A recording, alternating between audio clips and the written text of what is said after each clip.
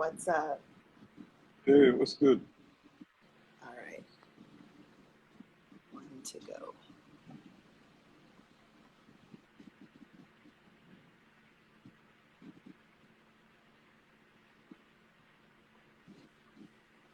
Hey, everyone. Yes, success. Hey, Thank you, everyone, for joining us. This is another Out the Frames with One Off. And today I am talking to Keel and Jesse. Really excited to get this conversation started. I am C. Sando. I'm the digital director of One Off. And as usual, I'm going to have the two of you do your own intros. So, Keel, do you want to start? Yeah. My name is Kiel. I'm a multidisciplinary artist. I'm a digital painter. I'm a muralist, and I'm an apparel designer.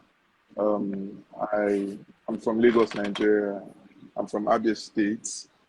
Um, I started art like 4 or 5 years ago. That was basically in 2017 after I stopped school. And here I am right now, like being a digital artist. I have a lot of experience in different fields, and I'm also a writer. And yeah, that's me. Jesse? sorry, the comments are making me laugh. I'm not Um, even seeing it yet. you guys are killing me. Okay, yeah, hi. So briefly, my name is King Jesse Uranta. Um, I'm a 3D artist based in Lagos, Nigeria. Um, I'm just gonna ignore the comments for a sec while I I do don't think we can ignore them, actually. this. Like, people are really Okay. hype about seeing your face for the first time, apparently. Yeah, they always say that, but like, I mean, anyway. So yeah, I'm a 3D artist based in Lagos, Nigeria. I got started making 3D art in 2019. Before then, I was a graphic designer for a couple of years. Um, so I create pieces, sometimes animated, but mostly still pieces on my computer, with 3D software, various software actually. It's all digital. There's really no um, like physical process other than like me using the tools. Um, so yeah, I guess that's like a pretty quick rundown. Then get into it now. So go along. Okay, and you're both located in the same area? Yeah, Yeah. in Lagos, Nigeria. So when I had asked you how you got into NFTs, both of you talked about Beeple and the sale that happened. So let's take turns. Keel, um, what did you do, I guess, when you first heard the piece had sold? Had you heard about NFTs before, or was that the first mention you'd ever heard? Yeah, that was the first mention of NFTs. And basically, what that meant was that, oh, this was a way for you to sell your art. But then, like, for someone to make a 69 million sale, putting him at like the third richest, like, living artist to get that kind of money on artwork, understand? Like, that was bonkers to me, understand? And that changed everything. It's like, I mean, because digital art was just used as something, digital art was just used as like, oh, it's digital art, it's cartoon, you can do it anytime. But now it's like, what is this new thing? So that changed a lot for me, and that was like in January. Yeah, sparked my interest. These comments are really out of control. Like, Oh yeah, there. For real. we, we wow. don't have we don't have normal people here.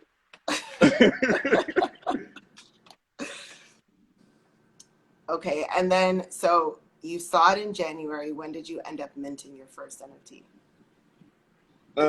I minted my first NFT in I think in June. The name of that NFT was Polychromatic, and it was something I had been working on for months, but it didn't sell.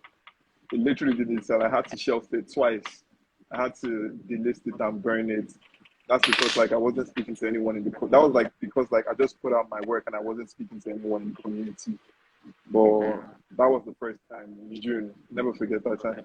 I had Eli come to my house and then like pay for my gas fees and then just help me mint. And then I guess, so when did you mint after that? I'm guessing with a new attitude. I think after I talked to people in the community, like when you speak to people in the community, be like, "Hi, my name is Kale, blah blah blah, digital artist, tell them your whole background." But then they now see what you're selling. It's like what you are as a person.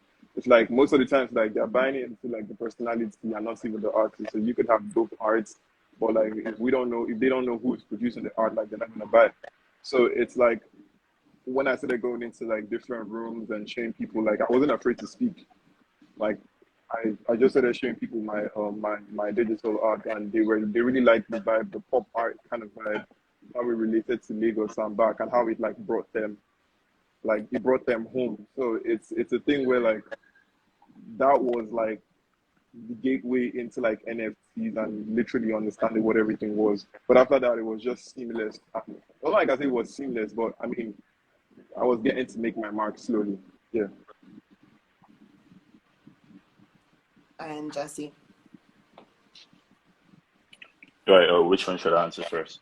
I guess first, what happened after you heard about Beeple's sale? Had you heard about NFTs before the sale, or that was your first intro to? Okay, so I didn't know what NFTs were. I had never heard the term before. I just knew a bit about crypto through my brother, who had helped me, set things up like a year before. But I never knew what NFTs were and didn't know outside just, having the wallet, having MetaMask, having the Binance set up. That was like the limit of my knowledge. Then I heard, I think I saw an Instagram post on like Hype Beast or something like that. Then, it just shocked me because it didn't make any sense. I was like, out of nowhere, like how can someone just like make that amount of money from digital arts? But I did know people for a while, and I had been a follower of his. I was his fan, and I drew a lot of inspiration from him as well earlier on. And it just when I started to piece the dots together, like connect the dots, it did make sense. So I decided to like get more knowledge into it, and it was easier for me because, like I said, I already had the most important thing set up, the MetaMask. I had my wallet. Um I had almost nothing in terms of ETH, but at least I had those things set up. So I didn't have to like learn everything from scratch. So yeah, like I wrapped my head around it a bit. I'm still wrapping my head around it because, as you know, like the NFT space, the crypto space, it's like vast and you can only learn so much, with the time you have. But yeah, so I got on. I started to like send out applications to these platforms. At the time, I wasn't aware of how curated some of them were, like Super Rare, like the other ones, like Multi Gateway. I applied like any other artist. I didn't hear back from any of them until I finally applied to like Known Origin, which is where I got my start on. Um, yeah, so I was able to um, get some help with the gas fee, which is another like huge barrier. I think back then gas was about like maybe like $200 or so, which like that was such a huge barrier. It still is a huge barrier for most people right now. It's even sometimes worse than it was back then. Um, so yeah, I got an origin. I minted my first piece. I'm trying to remember which one was my first piece. Um, yeah, I think it was this piece called Erebus. Yeah, I created that piece. It was actually like from a competition for Bilelis, and I just like sold it as an NFT. And back then, you don't know how it really works. So I waited for about 2 weeks. The piece didn't sell until about 2 weeks later. But at the time, I thought that was a long time for the piece to sell. Like now, obviously, I understand that sometimes you could like have a piece that you spent months on, but you may not sell it until like months later also. But yeah, I was able to get that piece sold, thankfully. And I had another piece that I put up as well. I ended up delisting that piece because I wasn't happy with it, like until later on. But my like proper, I would say my proper introduction, like when I said, okay, like I'm actually gonna do this thing, like for real now, was when I created my Genesis collection on known origin. It's called Gemini, right? It was three pieces. Um, and I that was like me trying to like get into my whole NFT mindset because sometimes when you're creating work for NFTs and you're like creating collections for like the NFT space, it's somewhat different. Like you have this whole idea that you may have to like create like almost like a presentation or like a promo video type of thing for especially for like a collection of like multiple pieces. So I did that, and the piece sold too as well after like a week or two. So that's just what really got me kickstarted, right? So I got my piece in known origin, and I was able to get on some other platforms as well. I think Foundation was what came next, and yeah, it's just in then in OpenSea and like Sora right now. So yeah, And it's been a when steady was that? process. When was that that you When met did I get into it? Oh yeah, that was in February. So I heard about people. I mean, I heard about this people sale. I heard about everything, and in like a week, I decided to just like jump right in. That was around February. So yeah. Okay, so let's shift the conversation and talk about community. We established that you're both located in around the same area, and you're both members, obviously, of the Nigerian NFT art community. What has it been like connecting with other NFT artists locally? How connected are you with community? How has community helped you with growing your audience and connecting with other artists? You can decide who wants to go first. Okay. First of all, Yeah. it's like it gets bigger than just the Nigerian community. Like now we have like it's even bigger than the African community. You understand? Like community is not just like where we're situated at. It's more like people you know because at first like I won't lie, like there was no Nigerian community, there was not a bunch of Africans in but like there were still people that still wanted to give you their time and still wanted to help you. So I term those people my community still. But like in terms of the Nigerian community, it is large right now and it has grown to so much talent.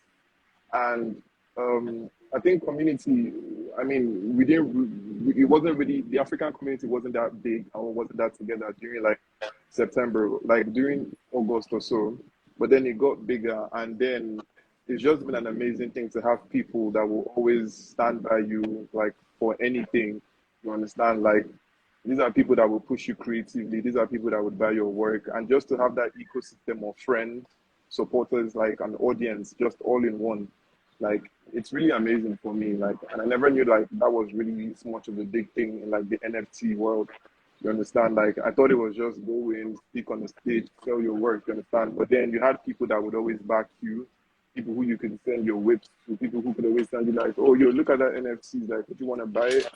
And then it made like it sort of created more like a loop where it's like sometimes even when you want to like take sometimes away, like some time away from the space, it keeps you in the loop because like you have people that will always keep on tagging you and telling you what is going on in the community. So it's a really key factor when it comes to NFT. A very very key factor for any project and for any artist. Yeah, you had mentioned that when you first moved into the space and you just put out your work, nothing happened. But then when you actually engaged and connected with community, it was a completely different thing, right? Yeah, and it's a very good thing because like then you have to start realizing that like other people are smart the same way you are, you understand? And then once you guys start like interchanging knowledge, you start to realize that you start to get smarter even with what you do. Like when I came into NFTs, my first drop was just to do it was just this, it was just bam. But now it comes with a proper Netflix presentation, you understand? Like this is what it is, you understand? And I feel like as if that is what people who you aspire to be, who learn from you, people who you learn with, all that kind of thing. That is what they bring to the game. That's because if you left me in my own shell, like it might have been hard for me to grow. But then I see people who do these things and who do harder than that, like they do like really crazy things, and I just really want to aspire to actually do more. And Jesse, the question was, what does community mean to you as an NFT artist? Okay, so like Hill said, like getting into the space, there was like no community really on this side of the world. It was like a sea of white faces. It was a sea of people who were already established, like in the digital art world or like just in the art world in total. But like over time, it's been able to different artists have been able to come in. The barrier of entry has been able to reduce also because um, you find a lot of artists are the ones who are like helping out other artists trying to pay for gas fees. And really, if you just have that one sale, then that's just all it takes pretty much because then like all your other gas fees coming up will be covered. You don't really need to rely on anyone else. Um, so that just tied into the idea of community for me.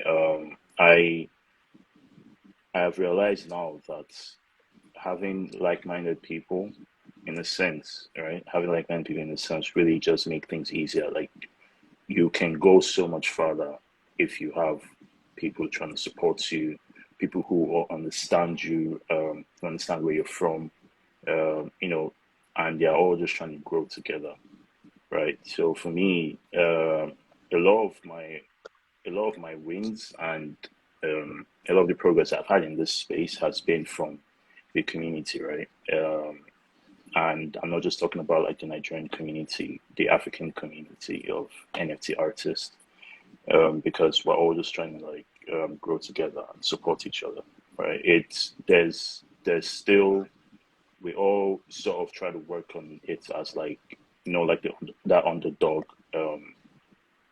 feeling, right? That you're trying to be get to a certain point, but you know that it's not easy. So everyone just has to like try to band together to prop themselves up. And of course, there are artists who don't necessarily have to rely on the community, or everyone has their own trajectory that they're trying to follow.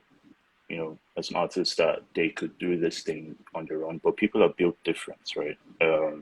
Not everyone can, uh, you know, like get to a certain point without relying on others. And that is not like a knock on any side, but it's just that with community, things are easier, right? And I'm just like glad now that the African community as a whole, the African NFT space, has really grown into this thing that it's no longer just a situation where you hop into a space and you're like the only other person from your side of the world, which is what it was in around February. Like I literally only knew about two, three other artists that were from Nigeria or that were even African, right? You just get into a space and you like are trying to like get your stuff out there, but it's like you're just like fighting an upward battle. But now um we have people who have been able to build themselves up in this space, and because of that, they are also able to, make it easier for other people to come in, right? You now have a situation where because an artist was able to get on the front page of OpenSea, and they've been able to make sales from that placement, they're able to then make it buy other artists' pieces. It's not that it's a necessity. Obviously, anyone can do what they want. It's their money. But just that small gesture then creates like a snowball effect where um, other artists can do the same thing, and that's literally all it takes, right? So it just grows and grows and grows, and it's been growing. We see a lot of success stories now in the NFT space. I would say, personally speaking, from a Nigerian standpoint, I know a lot of the time that we see Nigerian artists in the NFT space doing so well, and it's something that wouldn't have been possible without that community, right? So yeah, that's my own point of view.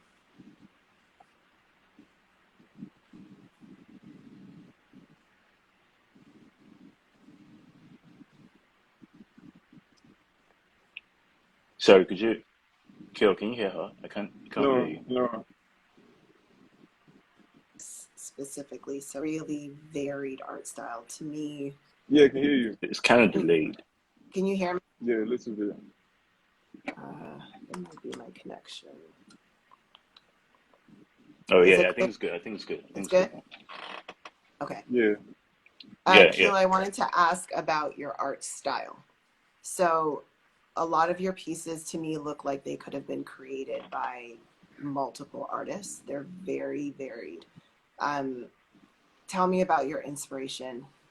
How do you create your pieces?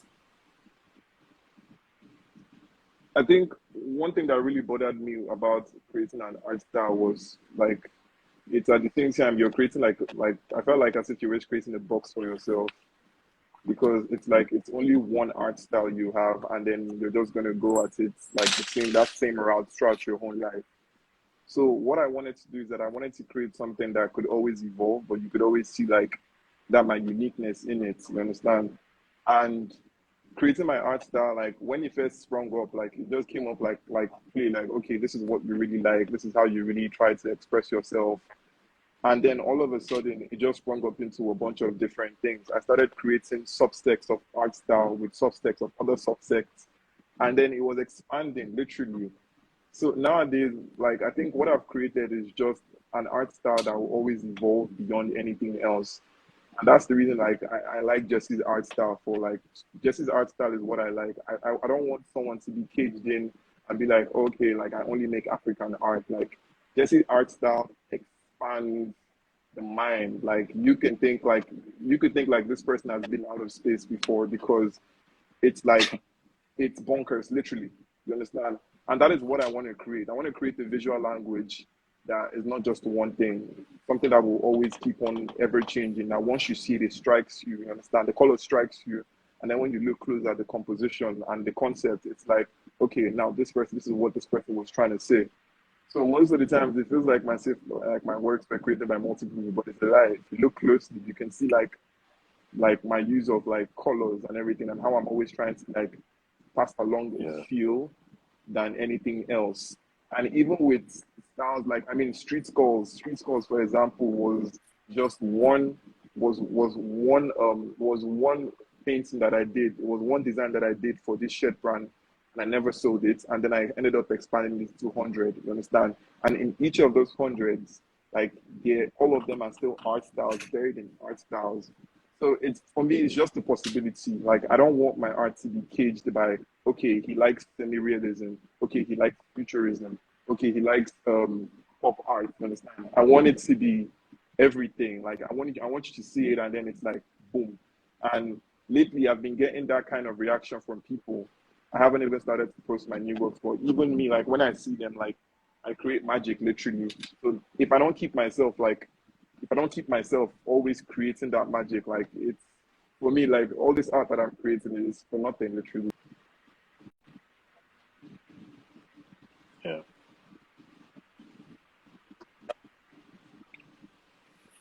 Yeah, which is delayed again. Yeah, we can't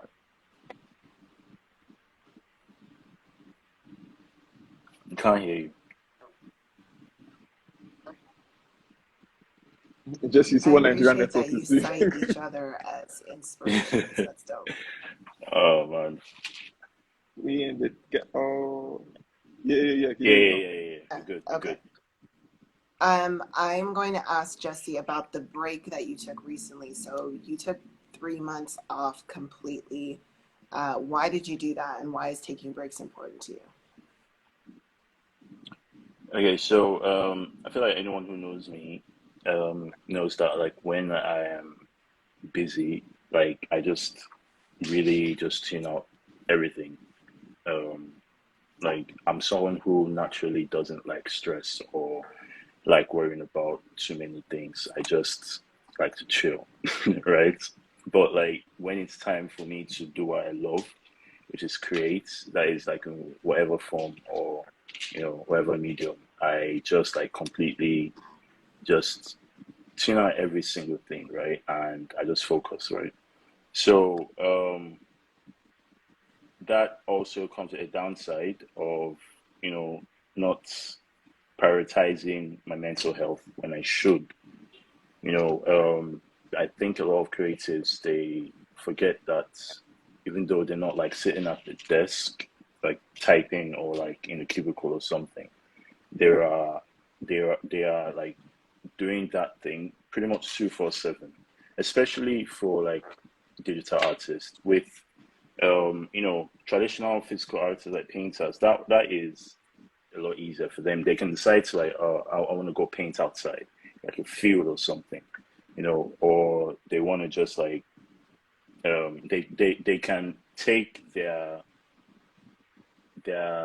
medium pretty much anywhere they want to, right? It doesn't even need to be in the studio or something. That's just what I see, right? But like for me personally, there are times when I've had to like go months just working on a single piece, and it slowly starts to weigh you down, because you can imagine working on something for so long and then something else comes up, and you've not given yourself the time to um, decongest, or to just calm down, calm your mind, because creating is a very tasking exercise on your brain, right?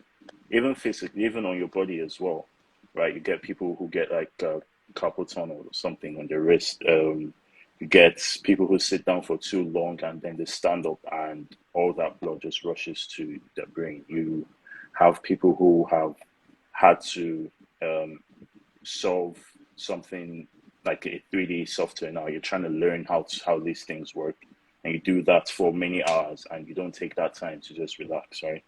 So I was just coming off a break because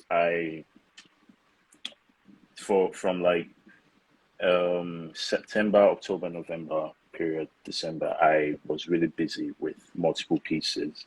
There was a day that I created like a piece that normally I would take maybe like a week or two. I had to put it out in like a day, right? And there was just so much I needed, right? The energy space moves crazy quickly.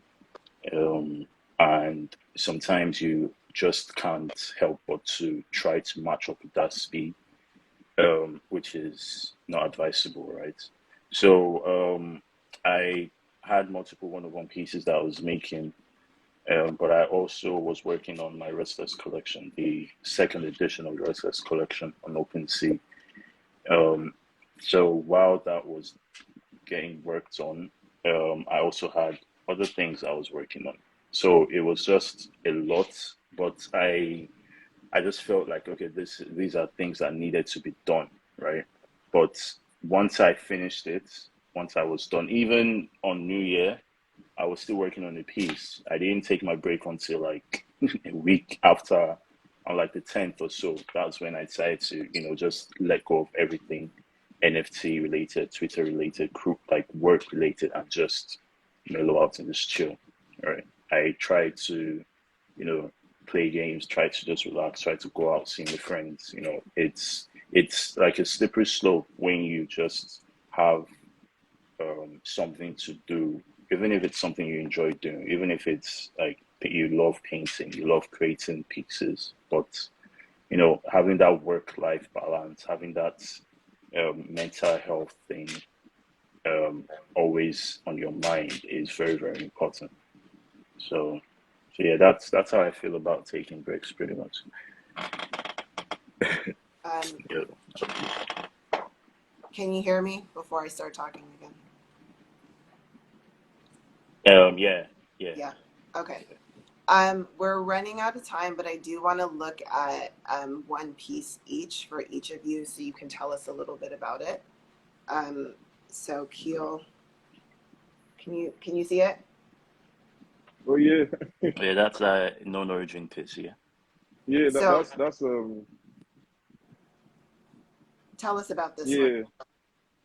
So this is the second piece of something I'm trying to do, and Jesse is also among. He's also. I also have a collab with him that also touches on this too. So like for my known origin, I wanted to explore a different style, like futurism, and not just futurism, but like a different kind of futurism, not just like from pop surrealism or something or pop anything. I just wanted to combine things and see what works. So it's more like the first piece from this one. This is called Cosmic Trek. The first piece was called Polychromatic. Was the first one I ever minted, and it was me trying to like explain that whole sexuality and exotic eroticness through the sculpture from Hajime Soriyama. So I had to recreate the sculpture digitally and like I had to like redo it, but in my own way, in my own kind of way. I'll still remint it. But the Cosmic Trip was something that I've always like been working on my head because I had that ability. Like most of my work are things that I've always been working on in my head for a while. So for this one, it was like I had a trip on LSD first of all, and it was a crazy thing to just get a trip on like just trip off of LSD. But in that like a whole lot of things, I understood a whole lot of things in my life and just in how I even operate as an artist that I was going to actually change this year. So that was like the last piece for my end for the year. And that was an amazing one because it was just everything about it from the colors to the sketching and like just putting the world together. You understand? Like most of the times, like 2D artists are always going to create that same illustration, make it look like a painting.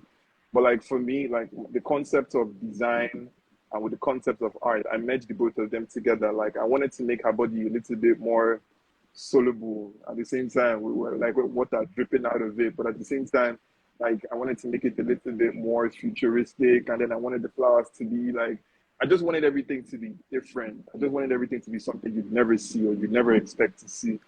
And it was going straight on art style. By the time I finished like the remaining two pieces from this from this work, I think people would probably get it like where my mind was trying to head to when it comes to this particular art style from an origin.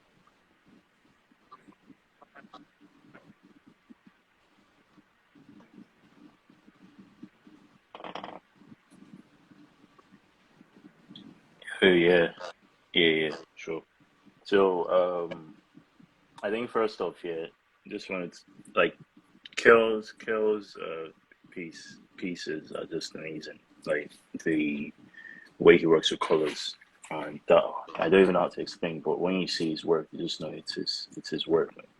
Um, but yeah, I know we're running out of time, so quickly, yeah. So the Restless collection for me was something that started off really, really experimental.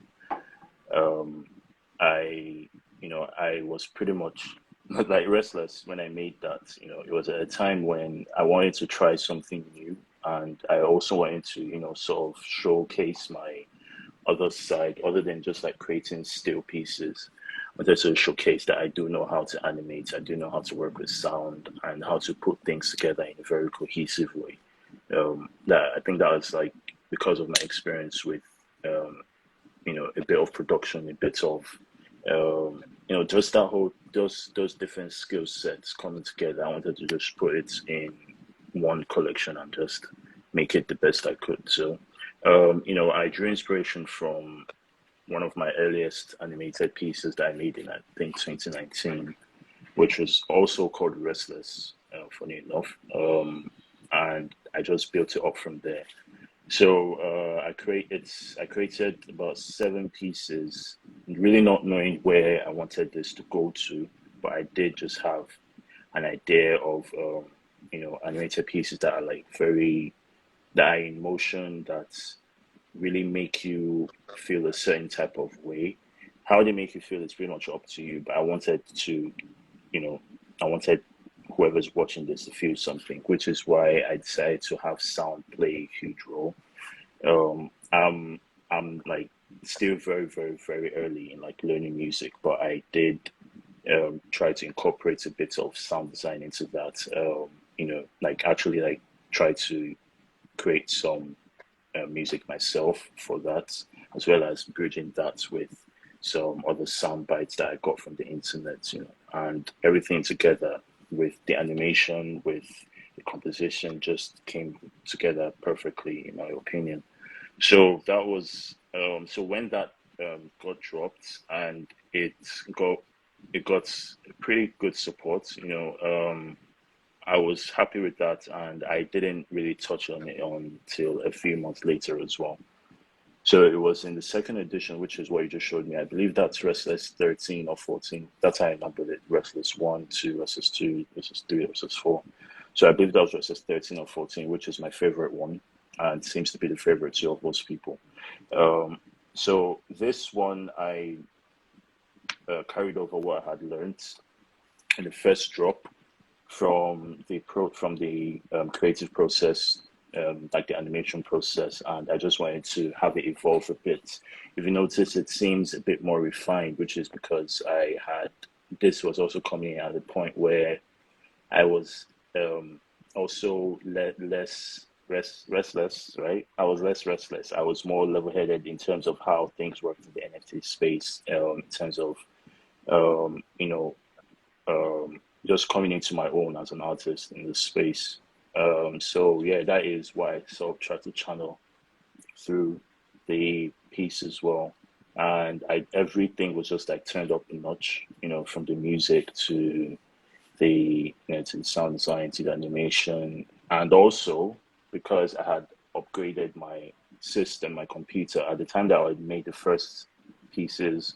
I wasn't like using the tools that I'm using right now. So I could also take it further in terms of the amount of polygons, and that is what you have there. That is Restless, and still playing into the whole Restless idea. I'm trying to figure out if I may continue with this with the final drop for the Restless collection, or I may like try to take on a whole new idea entirely.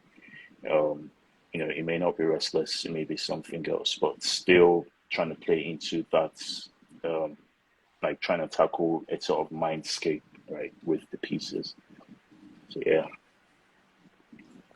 And to close, what's the best way for us to keep in touch with you? Where should we follow?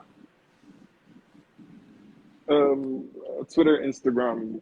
Yeah, Twitter, Instagram. I think that's all right. What's it at? Oh, what's my app? Yeah. Sorry. I thought they knew. But yeah, at Kill orji on Twitter, and then Kill_orji on Instagram. Thank you guys so much. Abby, why you? And Jesse? Okay, so on pretty much everything, it's at King Uran Tatata. So my website as well is kingurantatata.com, and even on all the NFT platforms, pretty much everything is King Tatata. So that makes it easy. Perfect. Thank you so much, everyone, for joining us. And thanks to the two of you for this good conversation and these wild comments. We appreciate it. Thanks, y'all, for So All right. participating. all right, Yeah, all this was right. great. This is great. All Thank right. you. Talk to you Thank you soon. so much. Bye. All right. Bye.